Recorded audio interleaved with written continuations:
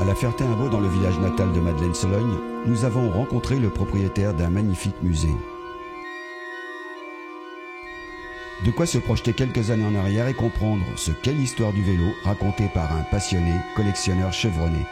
Il vous livre, au travers d'anecdotes très étonnantes, la genèse des différentes étapes de l'histoire du vélo. Démonter, décaper, nettoyer, peindre, remplacer, lubrifier, récupérer un vieux vélo nécessite beaucoup de patience. Ça tombe bien, car Alain Cuvier est armé de toutes ses qualités. Nous sommes dans la pièce qui présente un petit peu la genèse du vélo, c'est-à-dire depuis les débuts, les tout débuts, la Draisienne, inventée en 1817, le vélocipède type Michaud, qu'on appelle Michaud parce que Monsieur Michaud c'est l'inventeur de la pédale. Vous avez différents types de vélocipèdes et nous continuons avec le Grand Bi. La Draisienne, c'est le tout premier vélo, c'est le départ d'une grande aventure.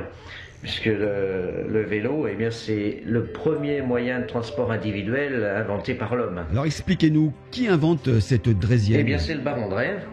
Le baron Drève, c'est un Allemand né dans le Bade-Wurtemberg en 1875. Et dès sa prime jeunesse, il s'est tourné vers les inventions. C'était un chercheur. Il a d'abord cherché des solutions mathématiques avant de déposer un brevet pour un sous-marin. Et déjà à l'époque, en 1814.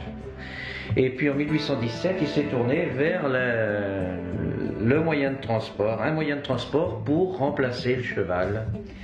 Il a donc déposé un brevet pour cette machine.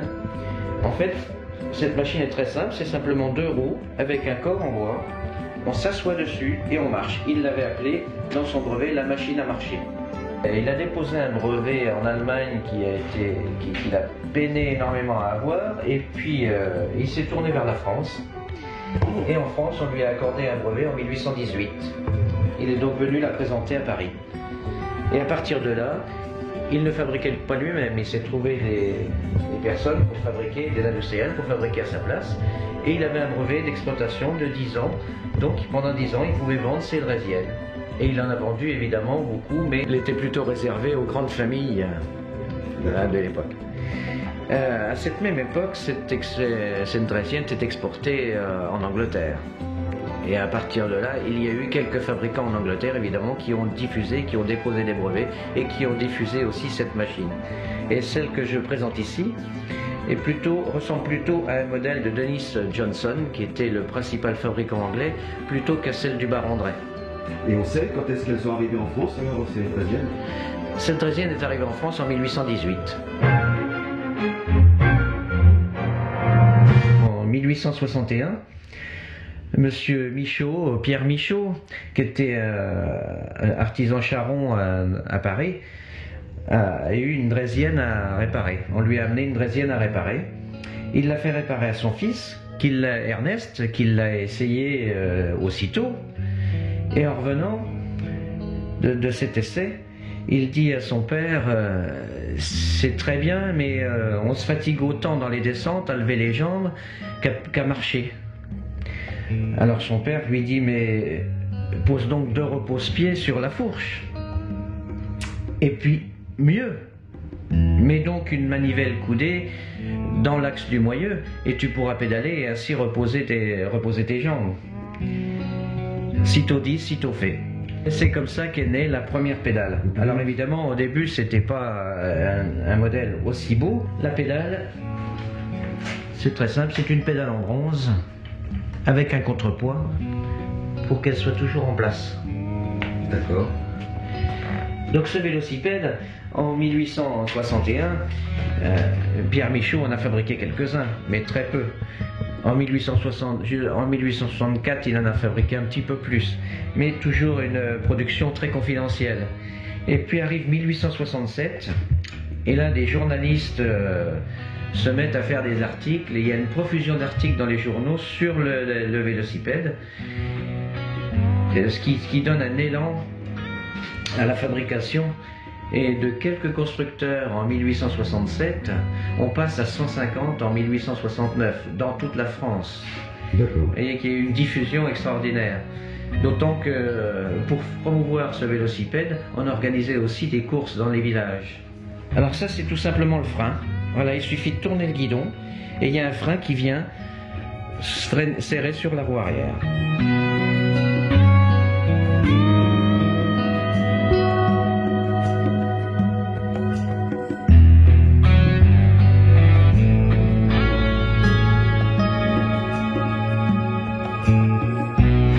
C'est une selle en tôle, bon, elle était recouverte de cuir. Hein. Celle-ci, évidemment, avec le temps, le cuir est parti. Elle était montée sur une lame de ressort, c'est-à-dire relativement très souple. D'accord. Les roues sont en bois, c'est des roues de charrette avec cerclés de fer. Au début, après, on lui adjoindra du caoutchouc par-dessus. C'est le premier vrai vélo, on va dire, après la draisienne. La draisienne, c'était la machine à courir, la machine à marcher. Là, on arrive avec les pédales et on tient enfin l'équilibre. Les premiers modèles à pédales sont commercialisés en France jusqu'en 1870. Mais la guerre va donner un grand coup de frein à l'industrie vélocipédique. L'industrie, quant à elle, se tourne vers la fabrication des armes. L'évolution ne s'arrête pas réellement. La France et l'Angleterre, dès la draisienne, sont étroitement liées à cette invention du vélo. En 1870, les Anglais reprennent à leur compte l'évolution du vélo, une continuité que les Français avaient déjà élaborée, de passer de la roue en bois à la roue métallique.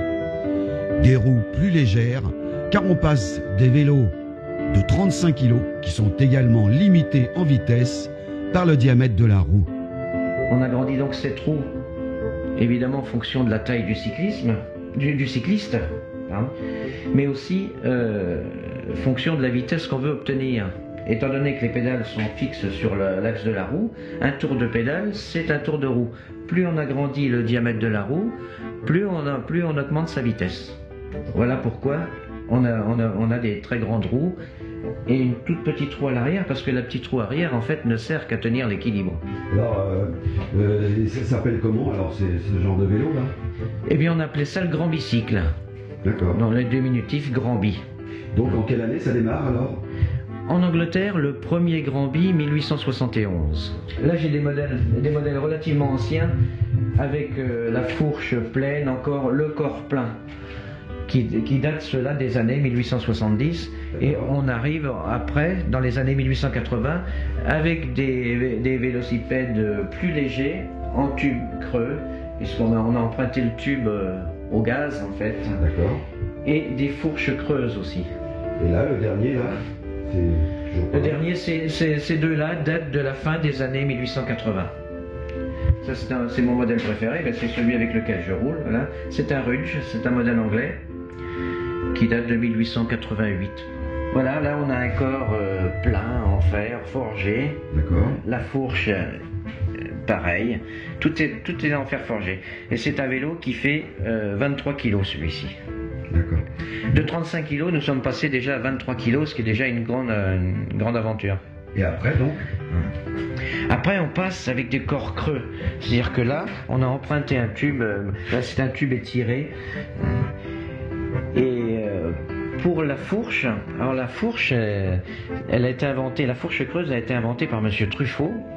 Monsieur Truffaut, qui était un ingénieur habitant à Tours, et un jour dans une vente, il a eu l'opportunité d'acheter un lot de sabres après la guerre de 70, donc c'est fin des années 70. Et pour ces sabres, il s'est entendu avec un ferrailleur pour acheter ce lot. Le ferrailleur a gardé les sabres et Truffaut a gardé les fourreaux. Et il a eu l'idée de faire les fourches de ses vélocipèdes avec ses fourreaux de sabre. Les pédales ont évolué, bien sûr, puisqu'avec le Grand Bi, on n'avait plus besoin de contrepoids, de pédales lourdes. Il fallait aussi diminuer le poids. Mais toutes ces transitions passent par de nombreuses modifications afin d'améliorer la rapidité et le confort. Nous sommes toujours en 1870, les roues avant grandissent et les roues arrière diminuent. On essaie de diminuer le poids. Voilà. C'est une forme. Ce vélo-là, il a été fabriqué par Acharon, c'est quelque chose de très rustique, mais ça donne une idée de l'évolution de l'époque. Donc déjà la transition qui commence. Pour en parler mieux, je crois qu'il y a... Et je vais vous montrer un spécimen assez particulier, oui, spécifique de l'époque 1870. Voilà, c'est celui-là. Alors là, ça représente très bien les évolutions qu'il y a eu entre le vélocipède Michaud et le Grand Vie. Là, nous avons un corps plein, mais les roues sont déjà en fer. On voit très bien que la roue avant s'est agrandie un petit peu, et la roue arrière a diminué, donnant une forme nouvelle au vélocipède, et aussi un poids beaucoup plus léger. Le corps est plein, évidemment, la fourche aussi. On voit la lame de ressort qui présente une grande souplesse. Alors ce vélocipède a une particularité. Ouais. Il a été fabriqué par l'inventeur de la roue libre. Les inventeurs de la roue libre, qui étaient messieurs Barberon et Meunier, installés à Néronde dans le Cher. On peut voir qu'ils ont eu l'idée d'installer un cliquier dans le moyeu. Alors cette invention date de 1869. Le brevet date de juillet 1869 et il y a 5 additifs jusqu'en juillet 70. Ce modèle-là est présenté dans l'additif du mois d'avril 1870. Nous avons le dessin du vélo tel qu'il est là. Celui-ci a été retrouvé dans le grenier d'un château et vous pouvez voir qu'il est en peinture d'origine, il est dans un état exceptionnel. C'est aussi aujourd'hui le seul connu. Ce modèle se rapproche beaucoup dans sa conception des modèles fabriqués par Eugène Meyer, qui était un grand couturier du vélo et qui lui aussi utilisait déjà les roues en fer à cette même époque. Alors Eugène Meyer a continué à fabriquer, c'est un des rares fabricants français à avoir continué à fabriquer pendant et après la guerre de 1870, puisqu'on a des traces de M. Meyer jusqu'à la fin des années 70. L'industrie du vélo a repris en France vers 1874. C'était un marchepied pour monter. La technique pour monter sur le vélo, c'était on posait le pied sur le marchepied, on se mettait par derrière, on posait le pied sur le marchepied, on faisait patinette un petit peu pour que le vélo roule et on montait dessus. Vous pouvez remarquer la beauté du travail sur le moyeu, qui est un moyeu tout en bronze avec le graisseur pour l'axe et les petits huileurs pour les coussinets, puisqu'il est monté sur des coussinets en bronze. D'accord.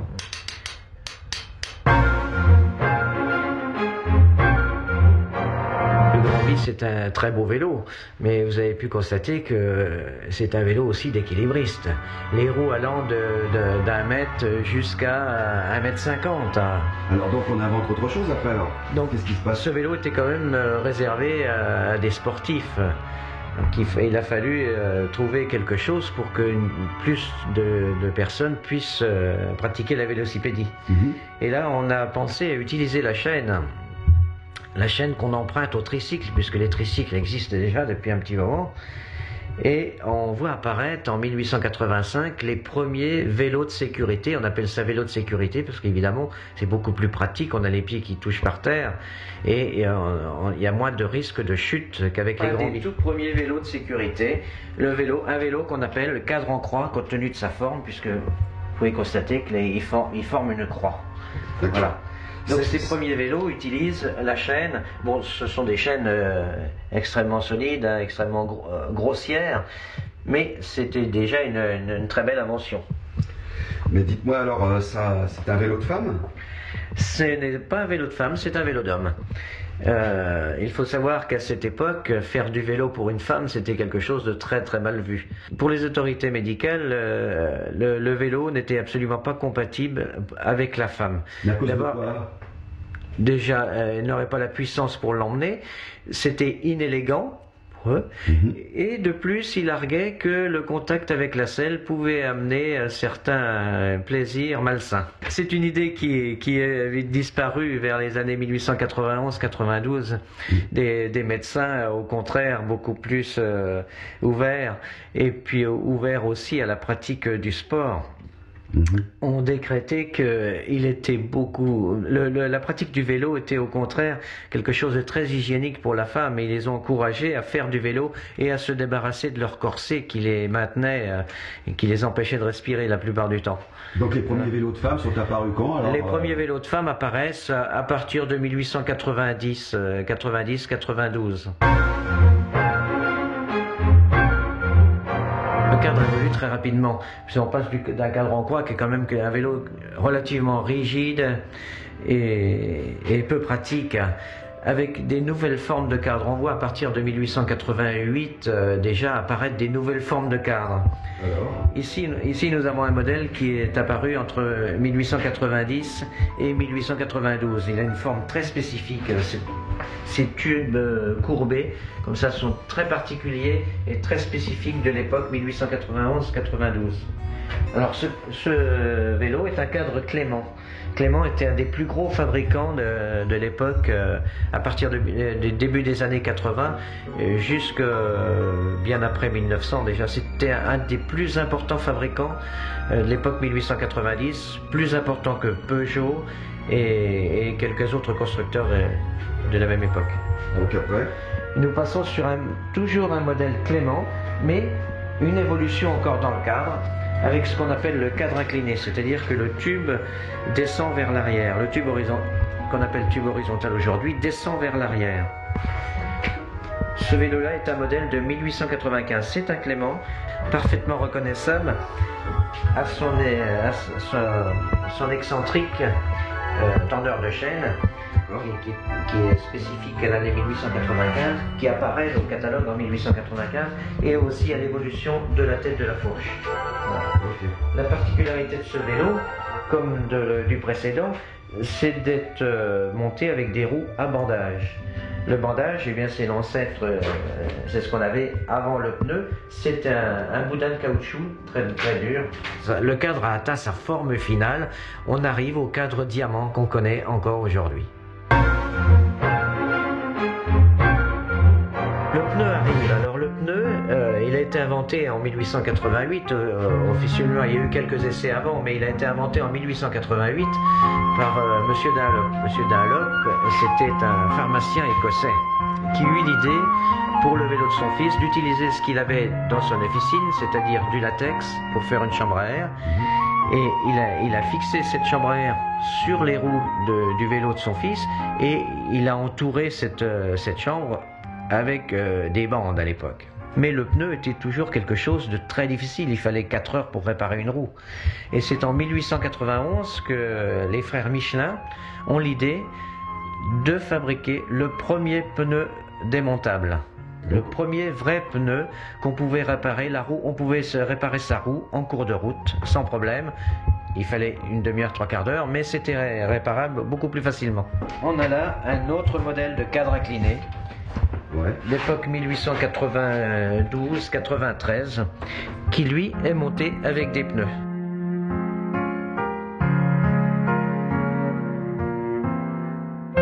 Bon, le pneu est plus moderne évidemment que le vélo, puisque les pneus d'époque, malgré qu'ils soient très anciens, mais on est passé du caoutchouc au pneu, et là on obtient évidemment une beaucoup plus grande souplesse au roulage. Là, celui-ci est un modèle de 1894, donc monté avec des roues à pneus évidemment. Nous avons toujours ce grand guidon avec ce frein qui appuie sur la roue avant.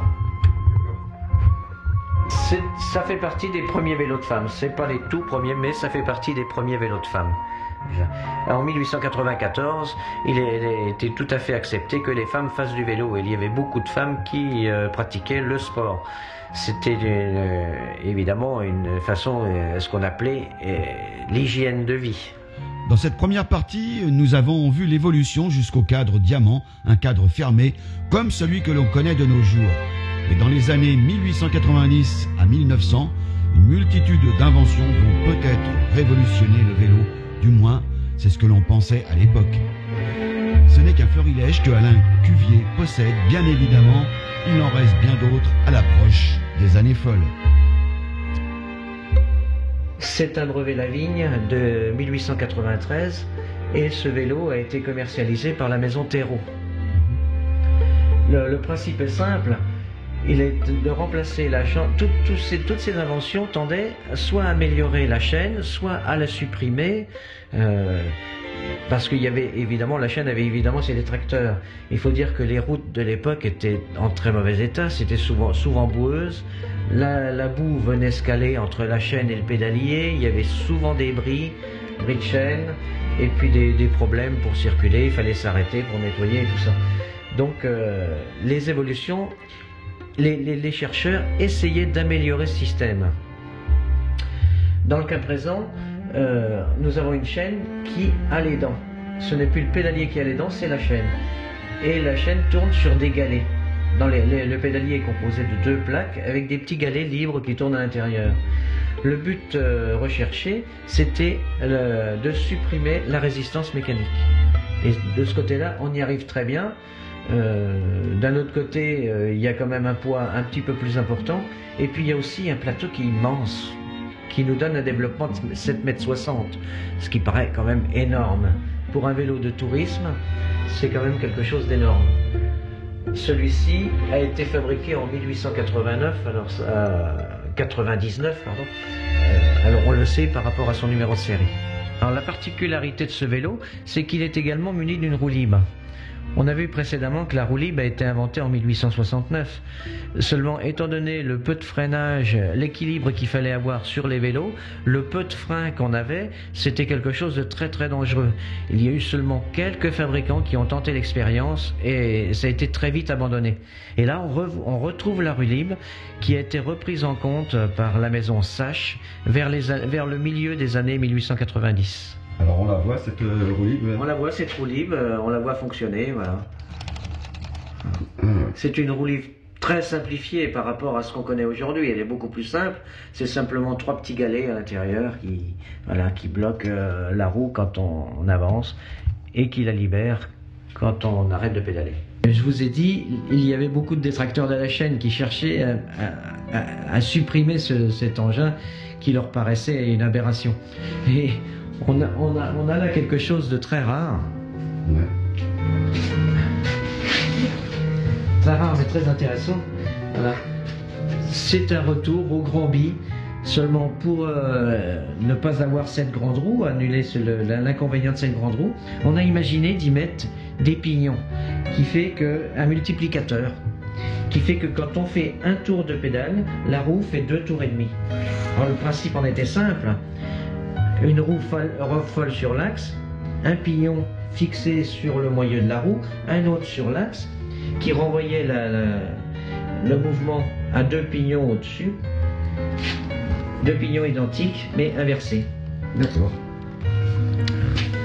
Alors ce vélo a été évidemment extrêmement peu fabriqué, il était pas pratique du tout, et puis en plus il roulait très mal. Ce vélo était fabriqué en France sous le nom du Cyclone, le cycle s'enchaîne, mais il était aussi fabriqué en Angleterre dans un modèle un petit peu plus sophistiqué sous la marque Crypto. D'accord. Voilà. Et il y a eu de nombreux modèles avec des roues de taille différentes aussi. Oui, encore une invention bizarre et quelle année alors? Qui ne sert pas franchement à grand chose. 1894 celle-ci. Celle-ci, on voit des articles dans les journaux, elle est présentée dans les journaux à partir de décembre 1894, donc commercialisée en 1895. Le principe est assez particulier. Nous avons 2 boîtes de pédaliers côte à côte. Un pédalier avec les dents à l'intérieur qui tourne côté gauche et un pignon satellite qui renvoie le mouvement à une chaîne du côté droit. Le principe en lui-même est assez compliqué. C'était quelque chose qui tournait, qui s'usait beaucoup, qui était difficile à régler. L'idée était évidemment de protéger la chaîne dans son usure et puis dans sa vulnérabilité à la boue. Alors, évidemment, de ce côté-là c'est bien, d'un autre côté le système est quand même relativement compliqué à mettre en œuvre. D'accord, allez-y, on fait tourner. Le système s'appelle Boudard, Boudard Gear. Et la maison Boudard commercialisait uniquement le système. Elle charge aux fabricants de vélos de les adapter sur leur vélo à la demande du client. Ce vélo-là est un Clément, c'est encore un Clément sur lequel est adapté le système. Une autre particularité de ce vélo, c'est sa roue arrière avec les rayons droits d'un côté et croisés de l'autre. C'est une innovation, enfin c'est une innovation pour l'époque puisque la roue est datée de 1893 et c'est quelque chose que l'on retrouve encore sur les vélos d'aujourd'hui. Toujours pour remplacer la chaîne, on fabrique un vélo avec une transmission par cardan qu'on appelle un catène. Hein, le principe en est simple, tout est caché, la transmission se fait par un arbre à l'intérieur de ce tube et des renvois d'angle.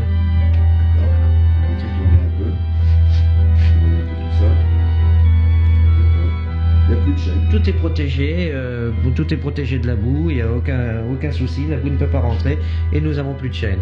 En plus, comme c'est un vélo de dames, les dames ne se prennent pas les jupes dans la chaîne non plus. Dites-moi, c'est quand même une sacrée invention ça, mais pourquoi ça n'a pas duré par rapport à la chaîne? Ça n'a pas duré, ça a duré un petit peu parce qu'on a fabriqué de 1894 pratiquement jusqu'à la Première Guerre mondiale, mais il y avait aussi un inconvénient, c'était beaucoup plus rigide qu'une chaîne.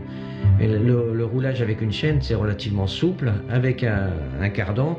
C'est de la mécanique, c'est donc très rigide. D'accord. La particularité de ce vélo, une des particularités de ce vélo, c'est celui-ci, c'est un vélo américain de marque Columbia. Il a donc été amené en France en 1917, quand les Américains sont rentrés en guerre dans le premier conflit mondial. Et c'était le vélo des infirmières sur les bases arrière. Toujours un modèle à transmission par cardan. Celui-ci est de marque La Française. C'est la marque Diamant, qui était la marque de vélo de la société La Française. Alors, celui-ci, sa particularité, il est relativement grand. Il est grand pourquoi? Parce que à cette époque, dans les catalogues, on trouvait 4 modèles de vélo. On trouvait le modèle homme, le modèle femme, le modèle enfant et le modèle ecclésiastique. Le modèle ecclésiastique, c'était simplement un modèle femme d'une taille un petit peu plus grande, et puis modèle femme parce que comme ça les soutanes ne gênaient pas du tout pour faire du vélo. Voilà, celui-ci a des belles poignées en bois peintes, et puis un porte-bagages pour mettre un vêtement, quelque chose. Les poignées, au tout début, les poignées étaient en corne ou parfois en ébène. Et puis avec la vulgarisation du vélo, on est passé à des matériaux beaucoup moins chers comme le bois. Alors on arrive dans les années 1900. On arrive en 1900 avec ce magnifique vélo de femme qui est dans son état d'origine. Et que là, on a ce cadre qu'on garde encore, qu'on a gardé depuis très longtemps. Ce vélo a été vendu à Blois. Il y a encore son transfert, le transfert avec le nom du marchand. On peut voir qu'il est monté avec des jantes en bois et des garde-boue en bois. Il a ce pédalier, ce fameux pédalier avec ce qu'on appelle la chaîne sur la pas sautée, qui est le pas de 25/4. Ça veut dire quoi, le pas de 25/4? Le pas de 25/4, ça veut dire qu'on a pas, aujourd'hui, on a un pas de 12/7, il y a une dent sur deux. En fait, avec le vélocipède apparaît les boîtes à outils, apparaissent la sonnette, apparaissent l'éclairage. Déjà dès la fin des années 1860. Sur ce modèle, les garde-jupes, c'est-à-dire les filets garde-jupes. Ce qui voulait dire pour garder la jupe... Protéger la jupe pour l'empêcher de se mettre dans les rayons. Sur ce modèle, on voit qu'on a toujours le frein sur la roue avant. Et la plupart du temps, un pignon fixe. On arrive après avec des vélos à roue libre. Et celui-ci, c'est un modèle de la marque bien connue de Dion Bouton, avec ses freins à tringles. C'est-à-dire les freins à tringles, c'est quoi? Les freins à tringles, ça veut dire ce qu'on appelle aussi couramment les freins anglais. Je ne suis pas sûr que ça a été fabriqué en Angleterre la première fois, mais voilà, ce sont des freins commandés uniquement par des tiges métalliques, on n'a pas de câble. D'accord.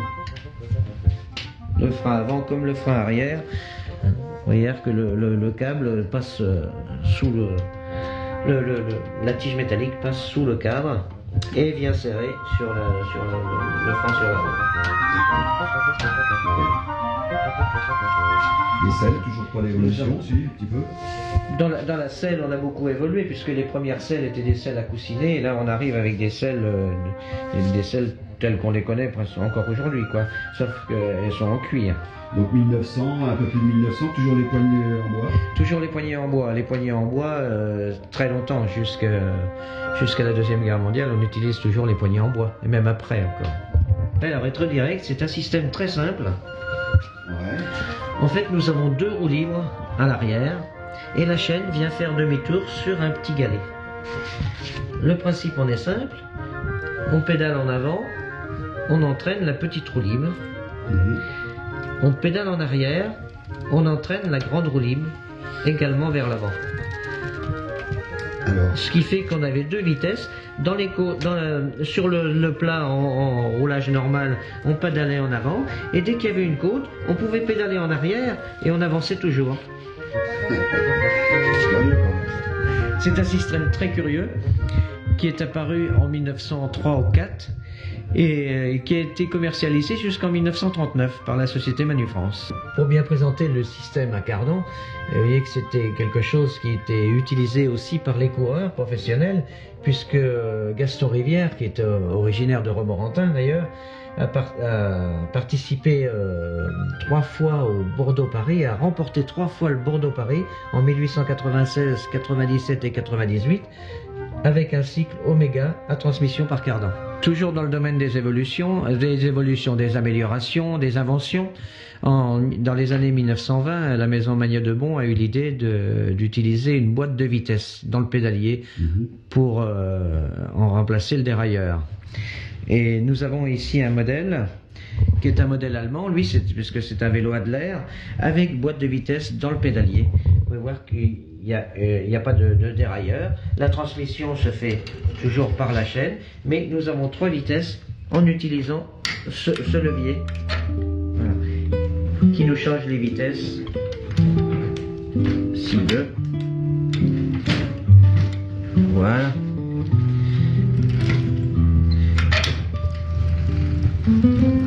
Alors en fait ça change de première vitesse, deuxième vitesse et troisième vitesse. Plus on pédale. Parce que voilà, c'est des pignons qui sont là-dedans. C'est une boîte de vitesse avec une pignonnerie. D'accord. Ah ouais. Bon. C'est les premières boîtes de vitesse en fin de compte, ça. C'est les premières boîtes de vitesse. Bon, la boîte de vitesse était inventée déjà sur l'automobile, hein, mais c'est les premières boîtes de vitesse pour les vélos. Là, nous sommes sur un vélo du milieu des années 30. C'est une invention de Charles Mochet qui fabriquait des vélos dits semi-horizontales ou horizontales. Ça consistait en fait à avoir un pédalage allongé au lieu d'être assis sur sa selle, plutôt penché en avant. On était là très en arrière. On est bizarrement assis. C'est bien reposant pour le dos. La difficulté, c'est un petit peu l'équilibre. Quelle année cette machine? Celui-ci date d'après 1935, parce que M. Mochet est décédé en 1935 et la fabrication a continué jusqu'à la Première Guerre mondiale, mais on peut dater celui-ci des années 36-37. Nous avons là un modèle quasi similaire, mais en version tandem. C'est la marque Vélostable, donc c'est pareil, après 1935. Le tandem apparaît avec le vélocipède déjà, puisqu'on a déjà des vues de vélocipède tandem. Avec le Grand Bi, non, mais dans la même période avec les tricycles. Quelle année? Les tricycles tandem, vers 1870, nous avons les premiers tricycles en bois, en tandem. Et là, vous avez un tandem, là, quelle année, là, ici? Ce tandem-là est environ 1936. 1936, c'est les premiers congés payés. Et là, on voit l'apparition des tandems de route, tandems de tourisme. Voilà, c'est une roue de charrette, ça? C'est pas une roue de charrette, c'est une roue de vélo. C'est une roue de tricycle. De tricycle. On peut voir d'ailleurs la forme du rayonnage en parapluie. C'est une roue de tricycle. Alors c'est les tricycles qui étaient fabriqués dans les années 1860, aux environs de 1870, qui étaient la plupart du temps d'ailleurs des tricycles tandem. D'accord. Malheureusement, je n'ai pu récupérer que la paire de roues arrière. C'est presque le diamètre d'un Grand Bi, non, les roues? Ah oui, ça c'est 1m10. c'est pratiquement le diamètre des roues de Granby. L'utilisation de l'aluminium dans les vélos a commencé avant 1900 déjà. Et là, on est dans les années de pénurie qui approchent la guerre, et juste après, pendant la guerre et après la guerre, on utilise beaucoup l'aluminium. Donc ça, c'est un vélo qui a été fabriqué par monsieur Caminade, qui s'appelle un Camine-Argent, donc la marque Camine-Argent. Sa particularité, c'est que ce sont des tubes octogonaux et entièrement assemblés, sans soudure, entièrement assemblés par des raccords vissés, comme l'on peut voir, la boîte de pédalier, les raccords de direction et le raccord de selle. Voilà. Ce vélo, dans l'état actuel, pèse 11 kg. Et les premiers vélos de course, alors ils sont apparus quand les premiers vélos de course, en fait, ils sont nés avec l'histoire du vélo, avec le début du vélo, puisque en inventant le vélo, on a aussi inventé les courses cyclistes pour promouvoir ce vélo justement. Il y a eu donc des courses avec les vélocipèdes, il y a eu des courses avec les Granby, avec des tricycles, et ensuite des courses avec les premiers vélos, les cadres en croix, cadres inclinés. Les premiers Paris-Brest, Paris a été gagné en 1891 par Charles Théron sur un cadre incliné, monté en pneumatique déjà d'ailleurs. Ensuite, il arrive les grandes courses comme Bordeaux-Paris, Paris-Roubaix, le Tour de France en 1903. Et les premiers vélos du Tour de France, eh bien, c'était des vélos qui ressemblaient un petit peu à ceux-là. C'était des vélos un peu comme celui-ci, qui n'est pas encore restauré, mais voilà, dont on voit la forme du guidon très particulière. Les chaînes qui sont encore des grosses chaînes, ce qu'on appelle la chaîne à double rouleau. Là, nous avons un Peugeot, c'est pareil, typique des années 1900-1910. Toujours ce guidon avec sa forme très particulière, et le pédalier toujours avec la chaîne à double rouleau.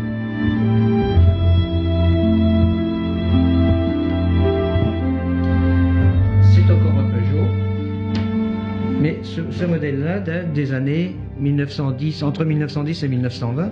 La forme du guidon a un petit peu changé, elle descend beaucoup plus bas. Il a été modernisé parce qu'il a un dérailleur. À l'époque, il n'y avait pas de dérailleur. Il a été modernisé avec un dérailleur et des jantes en aluminium. Après les vélos de course, vous avez également des vélos qui sont fabriqués pour l'armée. L'armée a utilisé les vélos dès le début, dès les premiers vélos. Enfin, les premiers vélos, pas tout à fait, mais les Granby. On voit sur des gravures des Granby qui sont comme estafettes dans l'armée, c'est-à-dire pour transporter les messages. Les premières grandes utilisations du vélo, ça va être à partir de 1886 jusqu'en 1894, où un capitaine qui s'appelle le capitaine Gérard a l'idée de créer des compagnies cyclistes. Alors ce vélo, il est pliant. Sa particularité, c'est qu'il se plie. Et les soldats pouvaient le mettre sur le dos, c'est-à-dire qu'ils s'en servaient comme vélo pour se déplacer, pour faire des grandes distances. Il arrivait à couvrir des distances beaucoup plus importantes qu'avec un cheval. Il faut savoir qu'un cheval, quand ça fait 35 km dans la journée, c'est tout. En vélo, ils arrivaient à faire 100 km. Voilà. Donc, ils se servaient du vélo pour se déplacer, et quand ils devaient se déplacer en campagne, et qu'ils ne pouvaient plus prendre le vélo, utiliser le vélo, et bien ils le mettaient sur le dos. On voit là un petit anneau, il y avait une sangle qui était passée dedans, ils attachaient le vélo et ils le mettaient sur le sac à dos. Et ils remontaient le vélo, c'était extrêmement rapide.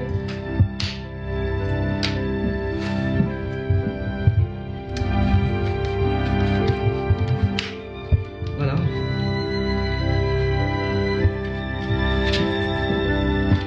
Super.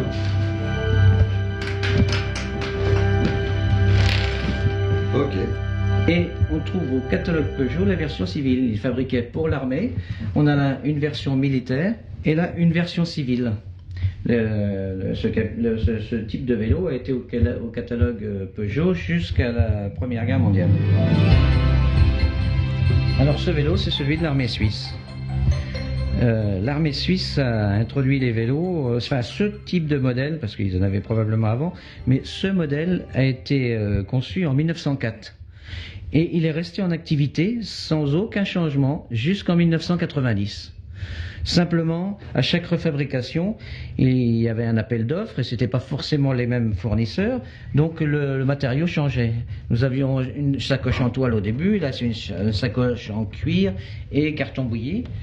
Et puis quelques petits détails, évidemment les moyeux qui changeaient de fabricant, mais c'est tout. Mais le modèle en lui-même, c'est toujours resté le même depuis 1904. Alors celui-ci, c'est un vélo d'ordonnance. Il a donc son numéro de série d'un côté et de l'autre la croix suisse et son année de fabrication, 1944. Hein, c'est un vélo qui est relativement lourd mais qui roule super bien. Il dispose de 3 freins, un frein sur la roue avant, alors à piston qui est plus ou moins efficace, mais un frein sur la roue arrière à tambour et un 3e frein à rétropédalage. Ce qui fait que dans les descentes, on s'arrêtera de toute façon, quoi qu'il se passe. Il a aussi évidemment en équipement sa pompe, voilà, qui est une pompe à pied. Voilà, nous sommes devant un vélo de parachutiste anglais. Ouais. Sa particularité, c'est qu'il fallait qu'il soit largué avec les paras. Il a été fabriqué à partir de 1943 en vue du débarquement en France et en Hollande. D'accord. Donc pour le plier, c'est très simple, c'est un vélo très facile à utiliser, très rapidement. Il suffit de tourner le guidon. On rentre les pédales qui sont simplement des tubes. On dévisse les 2 papillons. Et voilà, le vélo est plié et on s'en va avec. Super. Et pour sauter, c'était simple. Hein. La question souvent, c'était il mettait sur le dos. Mais non, parce que sur le dos, c'est le parachute. Donc le vélo était dans une gaine ou simplement comme ça, attaché avec une sangle après le harnais. Et il est évidemment largué avant de se poser. Un autre vélo de l'armée. Alors on a fait le vélo français, le vélo suisse, le vélo anglais. Maintenant, nous avons le vélo allemand. D'accord. Sa particularité, c'est un vélo de la Wehrmacht, hein, utilisé par l'armée régulière, l'armée allemande, pendant le 2e conflit mondial. Il a d'ailleurs été fabriqué, celui-ci, en 1943, hein, la date est marquée dessus. C'est un vélo d'infanterie, c'est un vélo relativement simple, relativement robuste. Sa particularité, c'est le guidon qui s'en va. Alors, et pourquoi on enlève Alors le guidon, c'est un démontage rapide.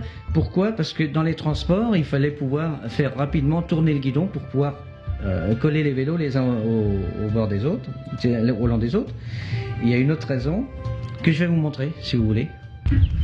Pour démonter, c'est très simple. Il y a juste un petit... On peut tourner le vélo pour le stockage, voilà.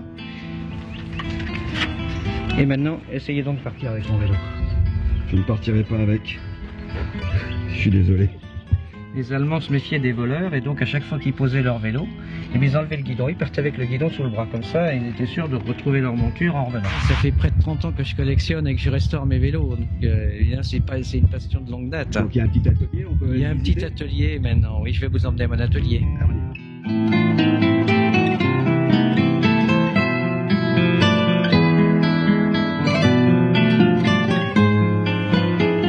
C'est-à-dire que ce vélo, quand il a été récupéré, il était en très mauvais état. Ouais. Il était bien sûr rouillé, mais en plus il était tordu. Il avait eu un accident apparemment relativement grave. Un véhicule avait dû monter dessus un petit peu. Donc j'ai nettoyé le car, je l'ai fait redresser. J'ai fait un premier nettoyage, hein, juste un petit pour le rafraîchir. J'ai fait redresser ce cadre. Et maintenant on va attaquer la restauration. Alors restauration totale, ça veut dire qu'on va le décaper proprement. Et ce vélo, c'est un très beau vélo de course de l'époque 1893-94. Il était déjà, ce qui est assez rare pour l'époque, les bases arrière étaient nickelées, la fourche était nickelée, les raccords étaient nickelés, et bien sûr, le nickelage sur les vélos, c'était il y avait souvent sur les catalogues émail noir, partie nickelée. Les parties nickelées, c'était la selle, la tige de selle, le guidon, le frein. C'est tout. Sur celui-ci, beaucoup plus de parties étaient nickelées. Les parties du cadre étaient nickelées aussi. Et en plus, il n'était pas en rouge.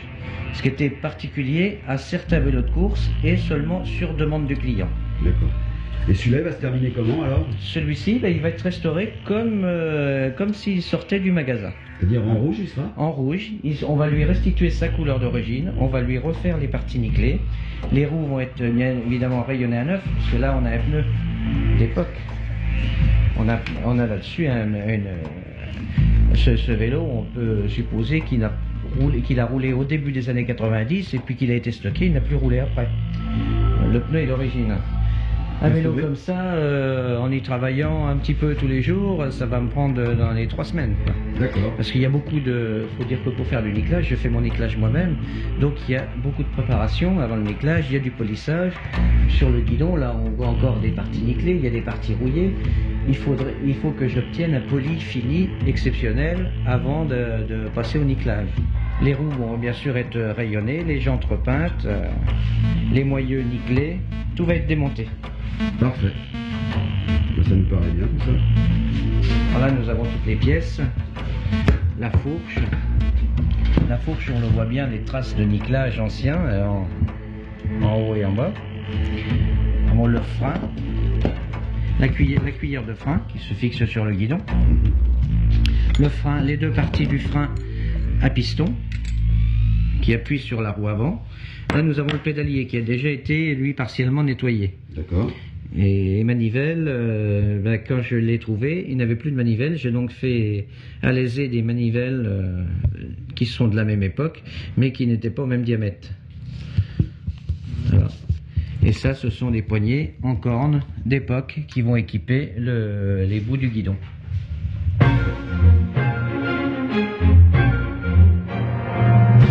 Alors Alain, qu'est-ce qui s'est passé durant ces 2 semaines? Vous pouvez nous expliquer? Oui, bien sûr. En dehors du dérouillage du cadre, qui est quelque chose de relativement facile, il y a tout le traitement des pièces qui étaient nickelées au départ, à l'origine, qu'il a fallu retravailler. Alors on est parti de pièces comme celle-ci, qui est rouillée, qui est pleine de graisse, donc il a fallu la nettoyer pour arriver à une pièce dans cet état-là. D'accord, alors donc c'est du nickel alors, c'est ça? C'est du nickel. C'est du nickel. Le chrome n'apparaît qu'à partir de 1930. Tout ce qui est avant, c'est du nickel. Et comment ça se passe alors pour nickeler une pièce comme ça? Alors, c'est relativement simple. C'est un bain d'électrolyse. Avant de faire le nickelage, évidemment, il faut dérouiller les pièces. Et puis, il y a une phase de polissage qui se fait à l'aide de meules comme ça. Qui sont de différentes, donc j'en ai 3, qui sont de différentes duretés, et on met ça sur un touret, et on polit les pièces. La pièce doit être dans cet état-là, avant d'être traitée. Il faut donc enlever toutes les aspérités, toutes les rugosités, les rayures. Le nickelage, c'est relativement facile. Voilà, il suffit d'avoir un bain. Bon, dans ce bain, c'est du sel de nickel. J'ai 2 électrodes de nickel qui sont dans ce bain, un réchauffeur qui me maintient la température à 25 degrés, et ensuite j'installe, donc ça ce sont des anodes, ça fonctionne avec une batterie en 12 volts, j'installe ma cathode au-dessus, les pièces sont suspendues après cette barre de cuivre avec des petits fils de cuivre et trempent dans le bain. Ensuite il suffit simplement de brancher la batterie. Les ampoules s'allument, elles servent de régulateur suivant la surface qu'on a à nickeler. Et puis je laisse ça dans le bain pendant 2 heures. Ensuite il suffit d'un petit coup de bien les nettoyer, les essuyer. Et puis un petit coup de polissage, un petit coup de lustrage et voilà, les pièces sont terminées. Donc alors Alain, on commence par quoi alors pour remonter un vélo Et bien là on va commencer par y remonter la fourche. Ensuite on montera le pédalier. D'accord. C'est bon, on y va alors? Alors on y va. Un petit peu de graisse pour remonter les roulements. D'accord.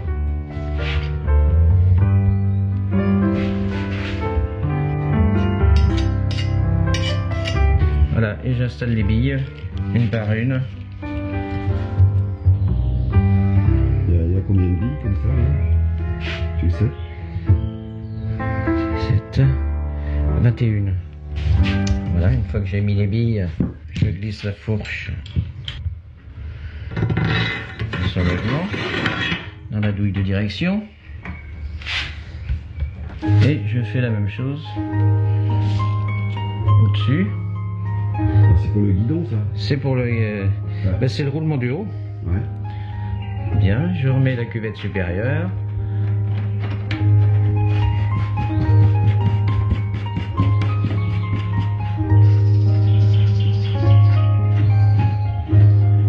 Là, maintenant, j'ai donc mis la cuvette supérieure. Maintenant, il faut installer les autres pièces qui vont bloquer cette cuvette, qui vont la maintenir. D'accord, et quelles sont ces pièces alors? Alors voilà, c'est en fait une pièce qui sert de support de lampe et en même temps de guide pour le frein. D'accord. Cette pièce est elle-même maintenue par une vis. Par une vis, on peut appeler ça comme ça.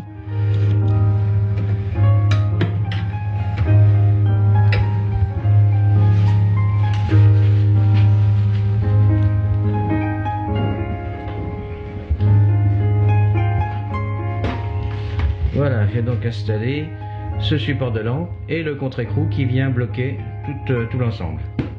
D'accord. On va passer à quoi?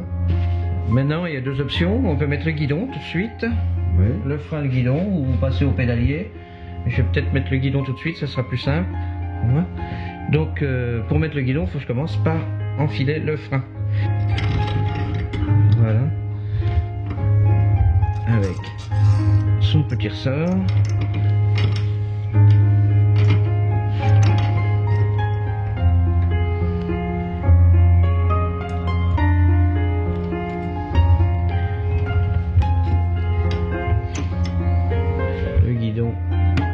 Et la tige du frein qui vient s'assembler, voilà, avec le support. On fait un premier serrage, on fera un réglage complémentaire après, une fois le vélo sur ses roues.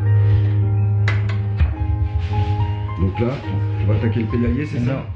Maintenant, on va procéder au montage du pédalier. D'accord. Bah, voyons.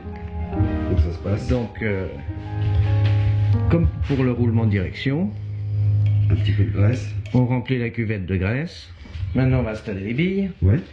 Pour être sûr de ne pas en perdre, d'accord, je vais me servir de la cuvette de pédalier. D'accord. Voilà.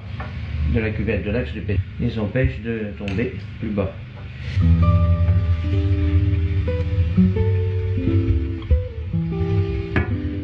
Et je remets mon pédalier dans le bon sens.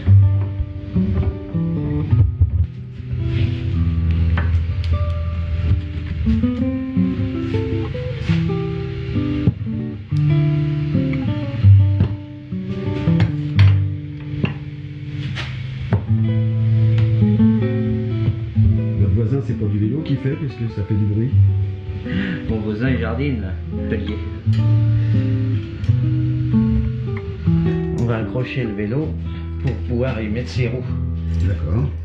Et qu'est-ce qu'on va y faire les roues, qu'est-ce qu'il y a de particulier?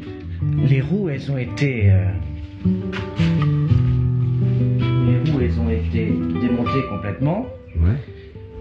Nettoyer la jante repeinte, le moyeu nickelé, et ça a été rayonné à neuf. Ça sent bien. Voilà. On en met à quelle phase? On met la chaîne. On va monter la chaîne. D'accord.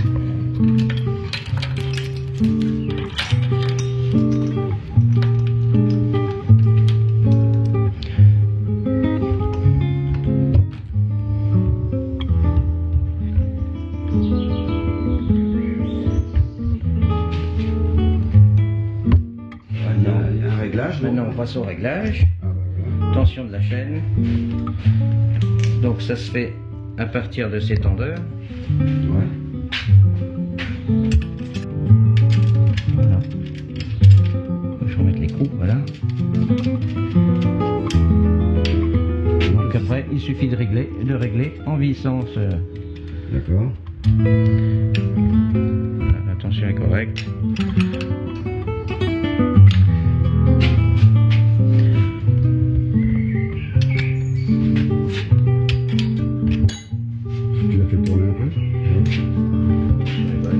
Très bien. Maintenant, on va passer au montage.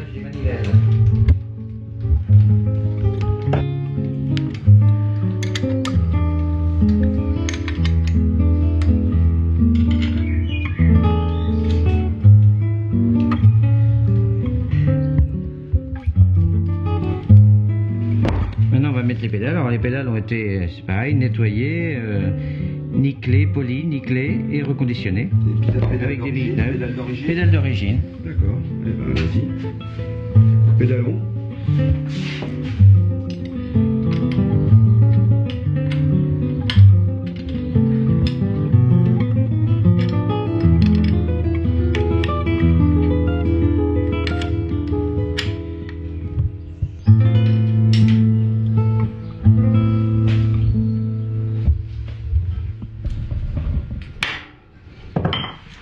Là, après les deux pédales, alors, qu'est-ce qu'il nous reste à mettre? Il nous reste la fourche avant. Ouais. Et puis quelques petits réglages. Et Mettre la roue, mettre la fourche, la roue avant. Oui. La roue avant, oui. La roue avant, la fourche est mise. Et quelques petits réglages, et voilà. On peut rouler avec. Et on pourra rouler avec. Moins de vérité, est-ce qu'elle va rentrer? Ouais. Jusqu'à présent, tout s'est bien passé. Voilà. Bien, oui. La difficulté, c'est d'écarter la fourche, mais sinon tout va bien après. Ouais, ça y est. Hein? C'est là. Voilà, il n'y a plus qu'à remettre les écrous. Est-ce qu'il nous manque encore peut-être bien la selle, non? Et il va nous manquer la selle. Voilà, un petit coup de serrage. Ouais.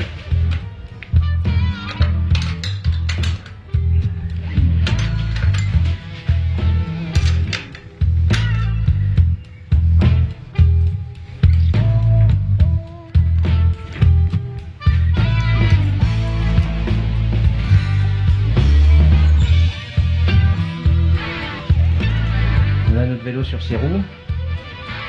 Reste à régler la direction. On l'a bloqué. Là j'ai un souci. Ça c'est les petits aléas du montage. Ça y est, c'est bloqué du coup? Ça y est, c'est bloqué. Bon, il est bien droit. Il ne reste plus qu'à régler le frein. Ouais. Et à le serrer. Comment on règle ça alors? Oh, c'est tout simple, c'est il y a une petite vis de blocage. Voilà, il faut régler la garde. C'est quoi ce système de frein alors? Comment ça se traduit?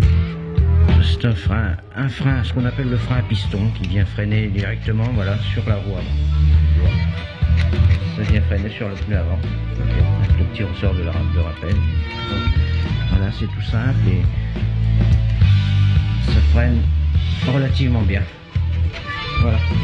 Voilà, pour la selle, c'est cette tige.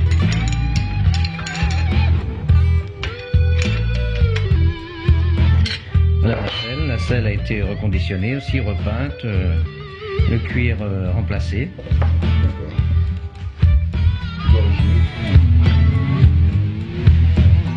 Comme à l'origine.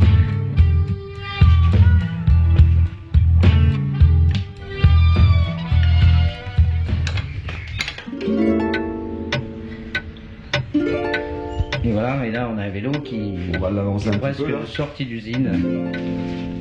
Allez voir ça un peu.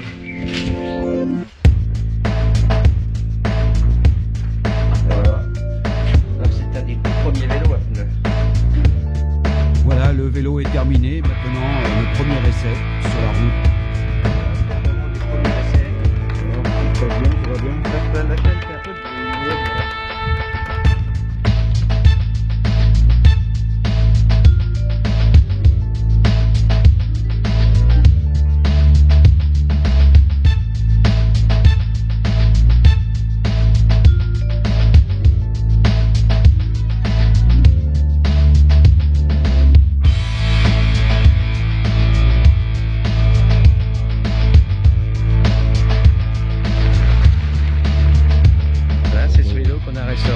Dans notre atelier. D'accord, alors aujourd'hui tu es venu faire un petit tour avec? Eh ben, on est venu participer à une fête, oui, on a sorti ce vélo pour pouvoir le faire tourner et puis le montrer aussi. D'accord, donc il va bien? Il roule à peu près bien, j'ai encore des petits problèmes de réglage avec la transmission, mais c'est un vélo de très bonne qualité. Est-ce que tu peux me rappeler un peu quel genre de vélo c'est? C'est un Clément de 1893-94, c'est un vélo de course, un vélo qui a appartenu à un coureur de cette époque-là. Il est dans sa couleur d'origine avec les nicklages tels qu'il était, toutes les options qui ont été demandées par le propriétaire à cette époque.